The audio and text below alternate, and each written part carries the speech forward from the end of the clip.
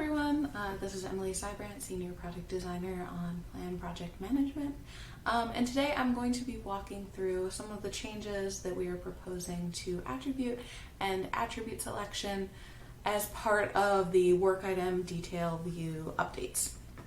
So before I dive into this, I want to quickly take a look at what attributes and attribute selection look like on both a legacy issue and then also a work item, so a task.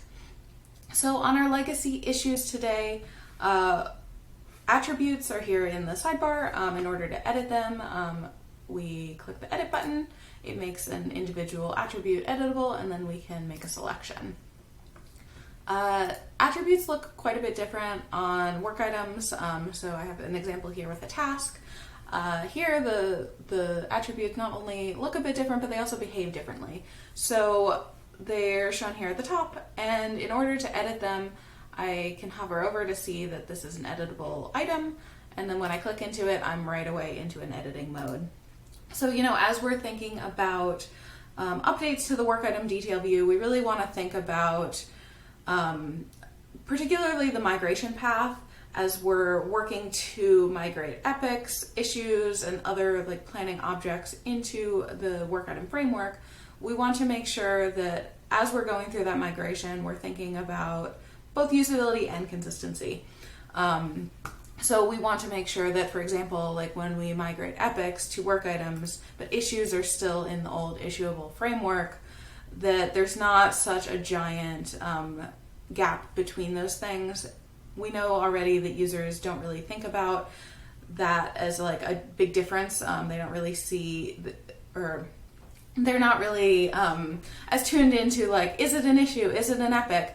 We want to make sure that when you're doing a similar task, like updating a label on a planning object, we want to make sure that that's a consistent experience for you no matter where you are.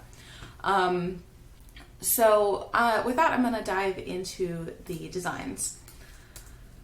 So a quick note on how I'm thinking about attributes. I'm thinking about two aspects here for attributes. There's getting into the edit state, which is either the edit button to toggle the edit mode, clicking it to into inline edit, etc. And then there's also selecting and actually changing the attribute. So for example, on work items, when you're selecting labels, you're selecting them a little bit differently than you are on a legacy issue. So let's first talk about getting into an editing state.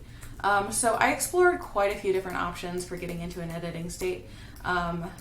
This is the current state for issues and epics, which is what users are most familiar with, all the way to something that's a bigger change, clicking to inline edit. And there's pros and cons to each, but if we go with a larger change that really changes the interaction patterns, that is something that if we decide to do this for work items, we would also have to port this back to legacy planning objects as well. And we would even have to talk to the create team for MRs and make sure that they're aligned with this. And from our research, we know that getting into the editing state is not really something that users are struggling with. It's not really a user need. So that is why, from a UX perspective, our UX recommendation is to make a much smaller change in this area.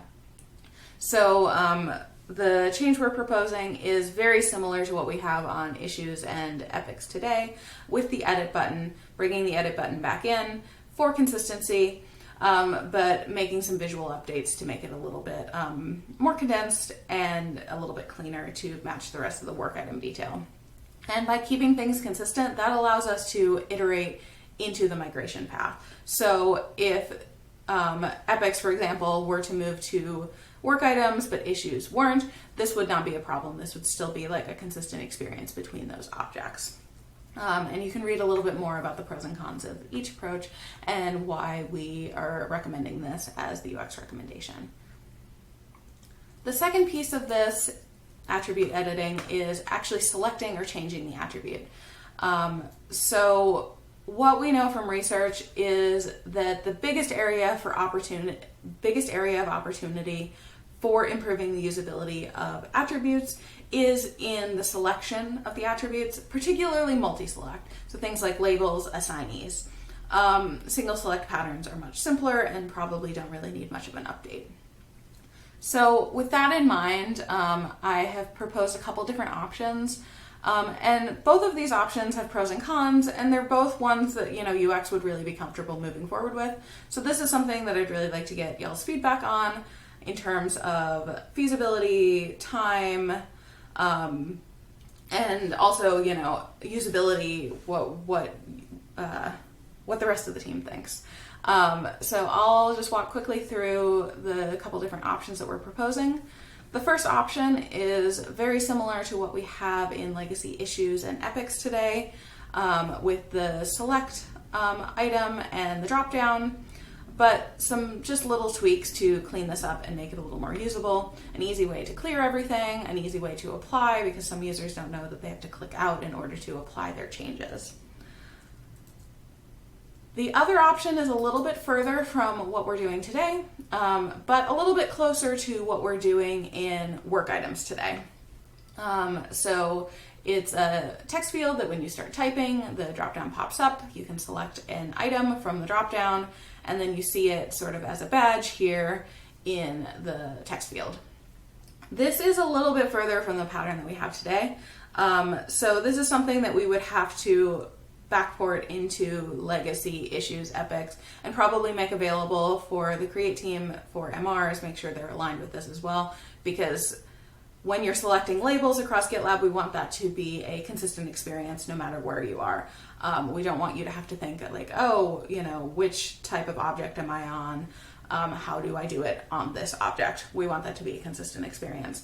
But we believe that this is a bigger usability improvement, so I think it really is worth that work to be able to backport it into legacy issuables, because there are a lot of usability improvements here. So I detail more of the pros and cons here. I would love to get y'all's feedback. Thanks for watching. Please leave your feedback in the Figma or on the issue. Thanks so much. Bye.